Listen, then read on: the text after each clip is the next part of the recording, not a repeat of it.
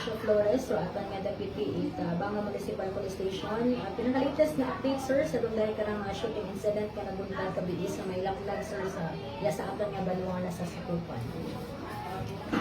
Bali sa natapong ato nga incident na shooting incident kagabi luwi ba ni masubo no na dito na arrival do atong victim.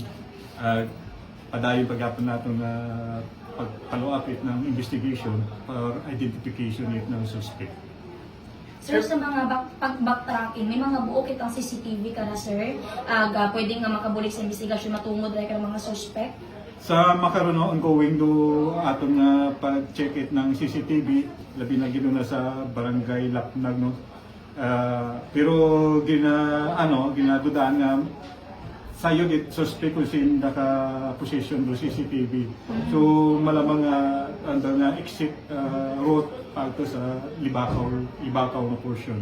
Sir, pwede mo kami matawan sir mga latest background checking sir atong karasar nga biktima sir? Do biktima isa ka 45 years old, Libore Remora, taga Sikyo Taroytoy, barangay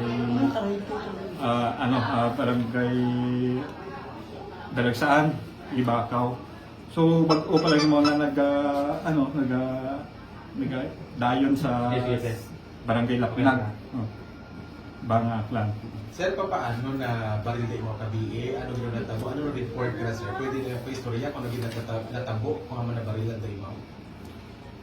Kagabi may mga 7:30 ng pangurason, June 15, nakabaton kami ng telephone call na naga-inform na may isa ka shooting incident na gakatabo sa barangay Lapnag, Banga Aklan. So insigida lagi do aton nga personnel na duty aga aton nga investigator nag-proceed sa ito nga lugar no at nagkandakit ng investigation.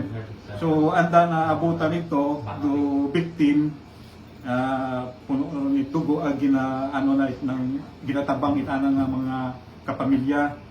So giningagaw kun nga dalon sa ospital ginkarga sa aton nga patrol at pag-abot sa sa highway na imaman to pag-abot aton nga MDRMO ag transfer to victim sa ambulansya MDRMO ag gindala sa Tumbuko na Memorial Hospital.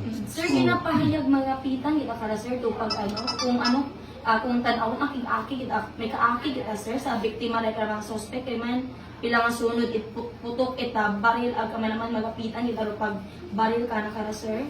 Yes, based sa statement nang unga ay nagpanawag sa guwa itandang bagay nga ginapangita doan ng tatay. So paghambal ng tatay nga imaw to do na ginausoy di ka to nagatong binira ging baril na itnang daya nga mga suspect bali daywa ka suspect dugan man. Pila kara sir recovery sir. At may na-recover ito di pa natin gid dahil ang ginahulat pa natin ang result ng SOCO. Pero as initial na information, may mga na-recover ito nga mga fired cartridge from caliber 9mm caliber 45. Based sa pila ka may interview ka sir, 4 days pa kuno na kon sa area ro mga biktima. So ano pa sir background before una sanda nag-start? Ay idea karon sir? As per sa among nga pagpangutana ito, bago pa lang imawara na star na sa barangay Lapnag. So sa sin nagdayon sa daw na sa pagayanda mga pagkapamilya. So makaroon gani ko nga adlaw kung tama courtesy sa kay barangay captain.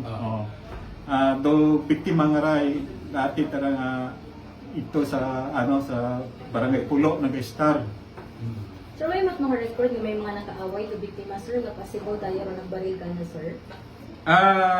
Gina-consider natin yung tanang possibilities but ginatutukan, ginapadalma natin ng investigation para ma-establish natin, makabol kita ebidensya at ma-establish natin do motive sa pagbaril it dahil nga biktima. Sir, may nabaton kami nga information, may gasod information, sir, nga dahil nga sir nga biktima is ginapasibang dano na sa lugar, no? Nga gapamuugit manok. Sir, pwede maging motibo, maging anggulo ra sir sa pagbabaril ka na sir? Sa naambal ko, tanang nga possibilities, gina-consider din aton nga investigator. Para kung ano do relationship sa mga previous nga mga incident nga involving do victim, depende ron sa magawa nga investigation. But makaron, padayon do ato nga investigation. Sir, kamo yan sa kapulisan may nabaton nga report nga may paganakawan, serious paganakawan sa barangay Lapnag, sir? Yes, may mga previous kita nga record iya nga may mga panakawan no, mga manok, sampo na sa mga barangay Pulocati, ang nagligad ng semana. So arrested naman natin do suspect. Pero sa barangay, sir, may mga record ba halimbawa na yung karang biktima kamaraman iya karon sa atong karang police station, sir?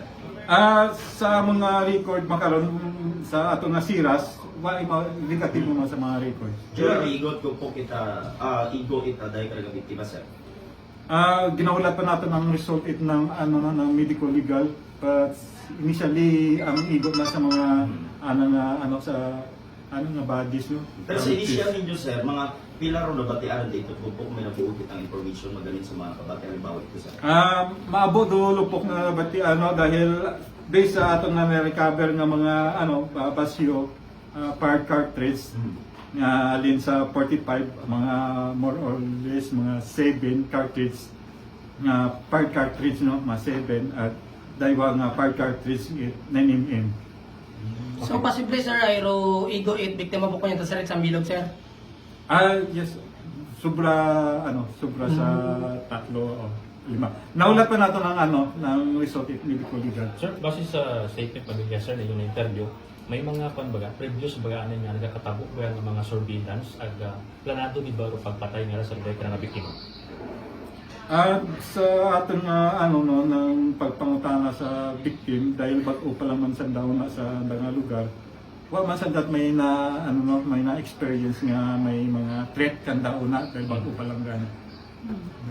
Right. Sige, message ko lang siguro sir, no? Especially sa mga suspect kana kung nagapamati na sanda, of course ano man dato nga magiging maitaw nga assurance para at least mapadali ro pag imbestiga sa nga kaso, sir. Yun ginapangawagan ta sa mga suspect na mag-surrender no sa ating mga otoridad para mapaugan do kaso na dagay na patubang. At ato man nga ginahinyo sa publiko nga mag-report sa mga otoridad kung may mga nasayran sa nga information no angot sa natabo nga pagpatay sa daya nga biktima at mataw-an ni justisya at maangkon do katawhayan ita sa ato nga banwa. Sir, lang siguro sa publiko, assurance nga rubanwa itbangay, nagapabilin niya uwas aga. Lang sir, makabig natin isolated case? Yes, isolated case ang natabo at remain peaceful pagkapon dumanwa it ng banga. Thank you, sir. Salamat. Police. Si Police. Sige.